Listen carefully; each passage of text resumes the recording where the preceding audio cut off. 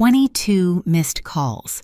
That's what lit up my phone the morning my parents were supposed to sail away on their anniversary cruise, the one I paid $12,000 for. The night before, my dad had texted, "We just thought it might be better without you." I didn't fight. I didn't beg. I just wrote back, "Sure thing." They took that as surrender. But when the ship refused to let them board, they finally learned what silence can cost. Because this wasn't a story about money. It was about what happens when the family problem stops paying to belong.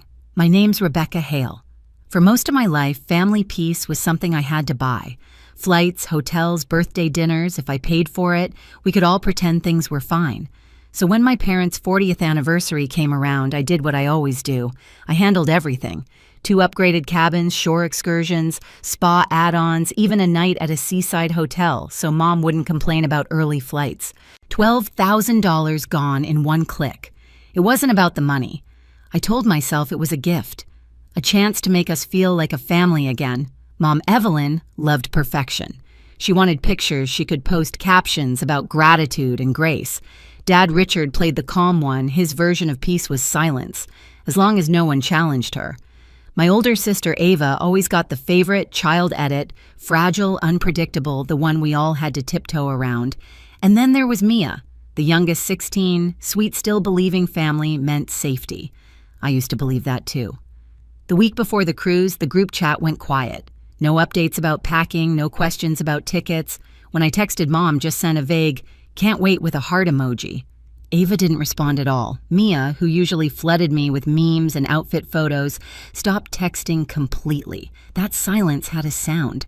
It hummed like the moment before a power outage. I told myself I was overthinking, that they were just busy. But deep down, I knew that quiet was a warning. 2 nights before departure, I called Dad, running through flight times the way I always did. He sounded cheerful, almost rehearsed. "Oh, we've arranged our own shuttle," he said. Something cold twisted in my stomach. What shuttle? There was a pause long enough for the truth to form. Then he said it. "We just thought it might be better without you." I stared at the wall, the words sinking in. Better without me. After everything.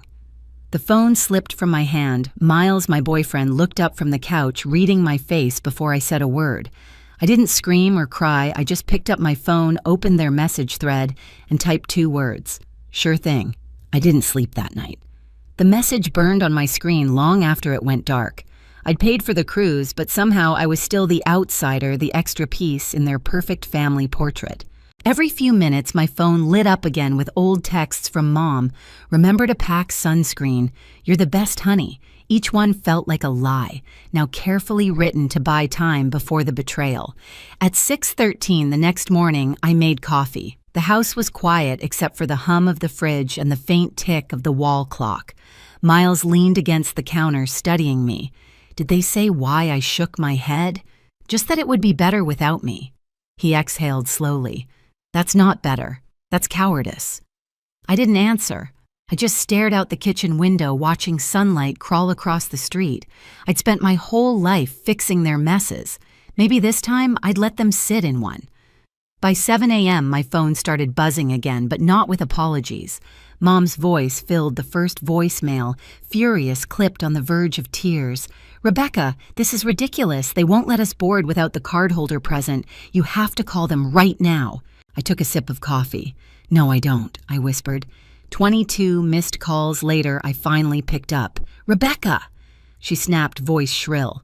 "We're standing here with our bags. Like criminals, I put her on speaker. Miles watched from the doorway, arms folded. "You should have thought about that before deciding I wasn't worth having around," I said evenly. "You're humiliating us," she yelled. "No," I replied. "You did that yourselves." Then I hung up. 3 hours later, the pounding started. Sharp, impatient knocks rattled my front door. I stood at the top of the stairs, watching their shadows blur through the frosted glass. Miles came up beside me. "Want me to handle it?" I shook my head. "No.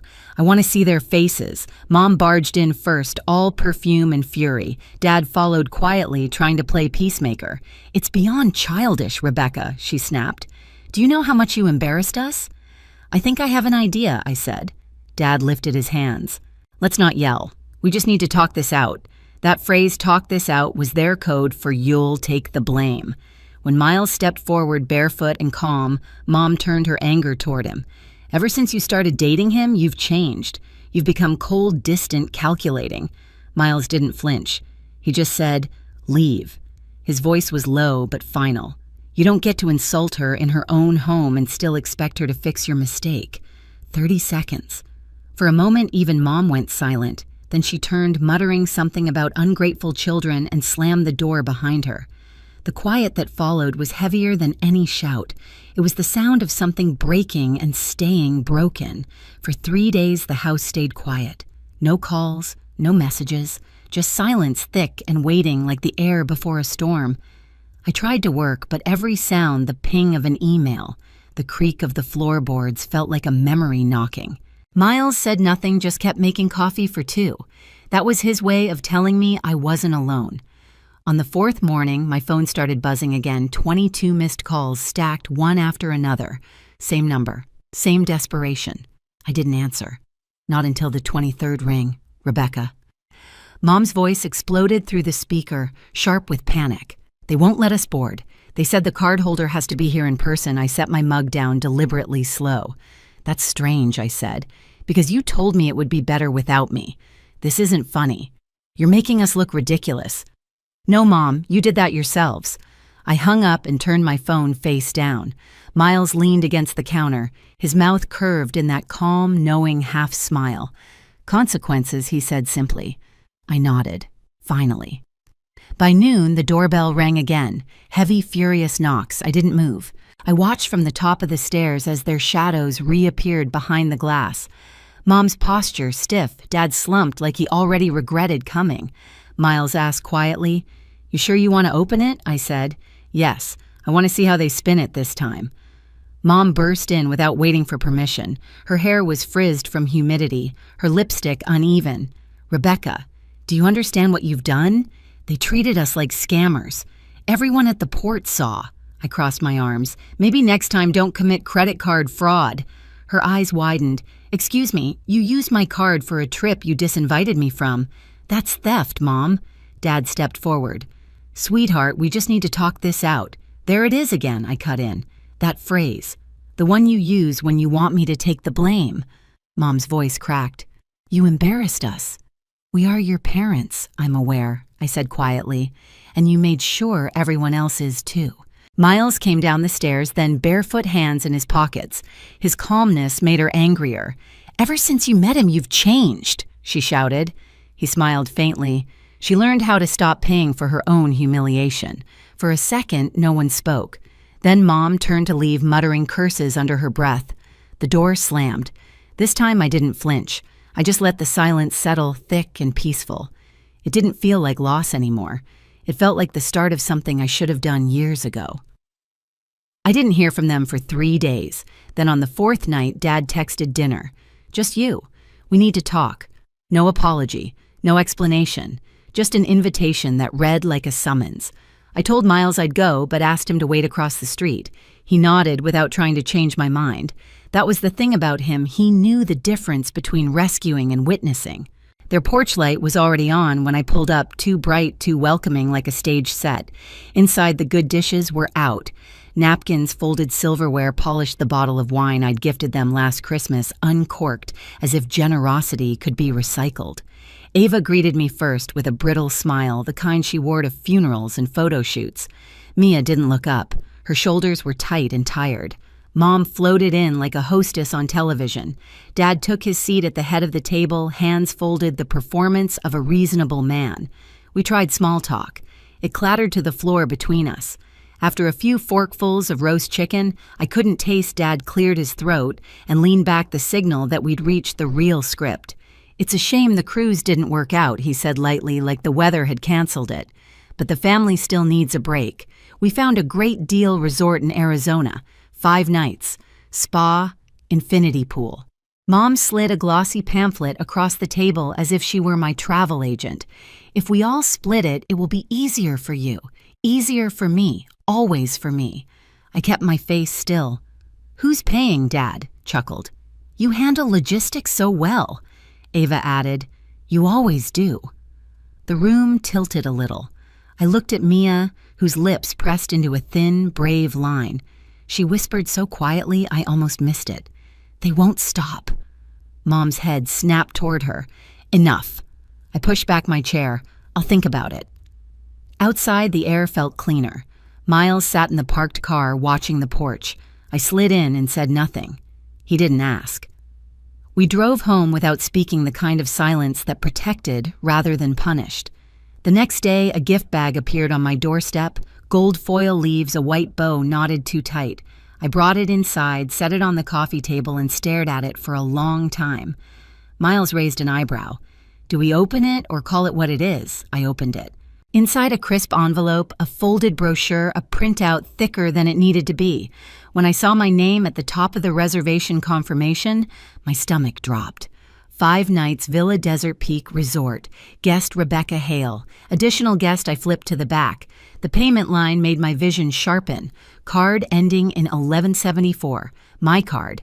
They'd used the stored information from the cruise. Again, the air left my lungs, not from the amount I could handle, the amount, but from the message. You don't get to choose. We do. Miles came in from the kitchen when he saw my face. What happened? "They used my card," I said. "It's non-refundable." He watched me for a long second and then asked very softly, "So, what do you want to do?" I turned the papers over. The dates were this weekend. Check in under my name. My responsibility. My power if I wanted it. "They expect me to cancel," I said. "To fix what they broke. To eat it." "Then don't," he said. That landed in me like a key clicking open. We packed light. Sunscreen, 2 paperback sunglasses. I forwarded the booking to my email again, my name, my address, my confirmations, my payments. Receipts sat in a neat folder on my phone, quiet soldiers lined up in a row. The flight was short. Arizona air greeted us like a warm hand. The resort lobby was glass and desert stone, soft music and cooler air. A woman at the front desk looked up and smiled. "Welcome, Ms. Hale." The sound of my name in that tone, welcoming, not demanding, loosened something at the base of my neck. She handed over the key cards. Check-in took 10 minutes. That's all. 10 minutes to feel like I had stepped back into my own life. The suite was bigger than the photos. A private terrace looked out over rust-red rock. There was a plunge pool the size of a generous bath, a bowl of oranges, linen curtains that moved like someone breathing. Miles set our bags down and whistled. "This is nicer than I pictured." "It should be," I said. "I paid for it. Twice. We did nothing for 2 days. Hiked a small trail that smelled like sun-warmed sage. Ate breakfast on the terrace while a lizard watched us like a bored concierge. Napped with the curtains open. No calls, no texts. I put my phone on airplane mode and felt my body remember what quiet could be. On the 3rd morning, I turned it back on. Notifications rushed in like water through a broken pipe. Missed calls, messages, voicemails. The first one that loaded made me short laugh, not because it was funny, but because it was so predictable. "Mom, did you seriously take the trip, Dad? The resort says the room is occupied. You need to fix this. You humiliated us again." There were texts from Ava peppered with words like selfish and dramatic. There was one from Dad that tried the old soft landing, "Your mother is upset." We didn't think it would go this far. It had gone exactly as far as their choices had taken it. A voicemail from Ava played next, breathless, incredulous. "They won't let them in. They said the reservation is under your name only. This is low, Rebecca." I took a slow breath in and pressed record on a new voicemail to Mom. My voice sounded steady and adult in a way it rarely had with her. "You stole from me. This is what happens when you steal." I hung up and set the phone down like it was finally just a device again. By afternoon, the narrative had spilled online. My cousin Sophie posted a group photo from a backyard barbecue with a caption about family first. No drama, just love. Underneath a comment, "Where's Rebecca?" A minute later, Mom replied, "She chose not to come. We don't know why. She's been acting strange." My chest tightened, not with surprise, this was her specialty, the public rewrite, but with a quiet kind of fatigue. A moment later, a new message arrived from Mia. "They're lying. I'm sorry." She attached a photo of the old cruise itinerary I'd put together, my name at the top as the payer, the line items, neat as bones. Then I'm going to tell the truth. You don't owe me that, I typed back. Take care of yourself. But the family wheels were already turning. Aunt Karen sent, "Can you share the invoice?" I had a feeling 2 cousins messaged within the hour, "Is it true they used your card again?" I didn't rant. I didn't explain. I sent screenshots, payments, statements, receipts. Every time I pressed send, the anger in my ribs loosened another notch. Facts are calmer than apologies. Facts don't shake.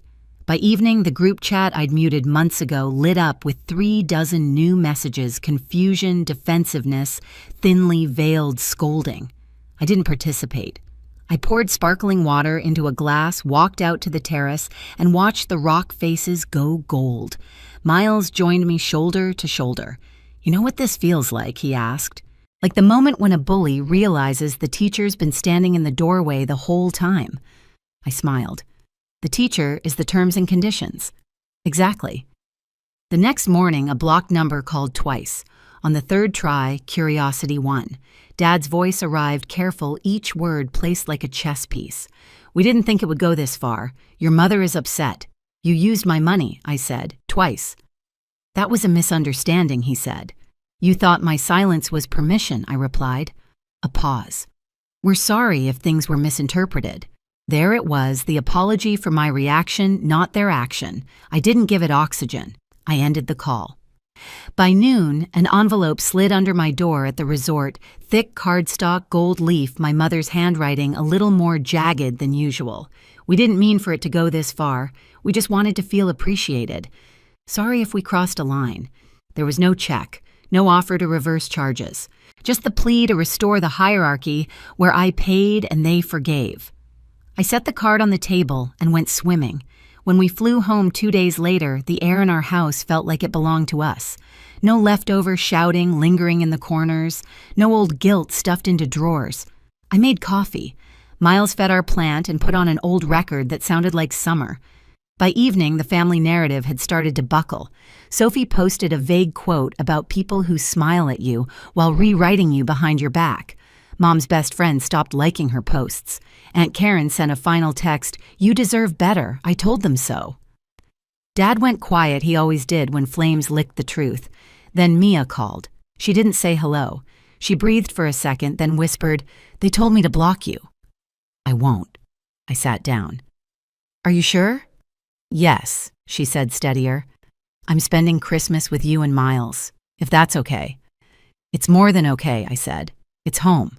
After we hung up, I opened the folder on my phone one last time, payments, receipts, statements, small rectangles of proof that I had spent years buying a version of love that never existed. The resort photos sat above them, orange light, open sky, my feet at the edge of the plunge pool. I saved those too, not as proof to anyone else, but as proof to myself. That night, as I lay in bed with the window cracked to let the cool in, I realized the confrontation was over. It hadn't ended with a slammed gavel or a heroic speech. It had ended with a boundary that held, with stolen money rerouted into my own peace, with silence that finally belonged to me. 3 months passed after that last message. No calls, no sudden family emergencies, no new drama, just quiet, the kind that doesn't ache anymore. Life began to take on a rhythm I didn't know I'd been missing. I woke up without dread in my chest. I cooked breakfast without rehearsing imaginary arguments. Every time I checked my bank app, I smiled not at the balance, but at the calm behind it. The only transactions now were mine. Mia came to stay for 2 weeks in February, bringing her nervous laugh and too many hoodies. We painted the living room while Miles played old records in the background. We didn't talk much about our parents. Some wounds don't need words, they need distance. One night, she asked quietly, "Do you think Mom really believed what she did was okay?" I thought for a long time before answering. "I think she believed whatever made her comfortable," I said. "Some people mistake comfort for love." Mia nodded slowly. "I used to think family meant forgiving anything. Now I think it means not letting it happen again. That's when I realized she'd crossed the same bridge I had, just younger, braver. When she left for college, she hugged me tight. "Thank you," she whispered, "for showing me what peace looks like." After her flight, I sat in the car crying happy tears this time. By spring, the whispers had stopped. My parents went silent online. No family photos, no quotes about forgiveness. The facade had cracked, and they were too busy holding it together to post. Peace isn't quiet because there's nothing left to say. It's quiet because you finally stopped explaining yourself to people who never listened. Now, when people ask if I miss my parents, I tell them the truth. I miss the idea of them, the version I kept paying for, not the reality that kept taking. The real loss wasn't the cruise or the money. It was the years I spent believing love had to be earned through suffering. These days, Miles and I host a small workshop at the local library, Boundaries and Balance. It started as a joke, but somehow turned into a circle of people learning the same thing I did. Peace isn't selfish, it's survival. Sometimes after the sessions end, I sit by the window and think about that Arizona sky, wide and gold. That's what freedom looks like, ordinary, steady, earned. If you've ever been the one holding a family together until it broke, tell me in the comments. Because maybe your silence has power too.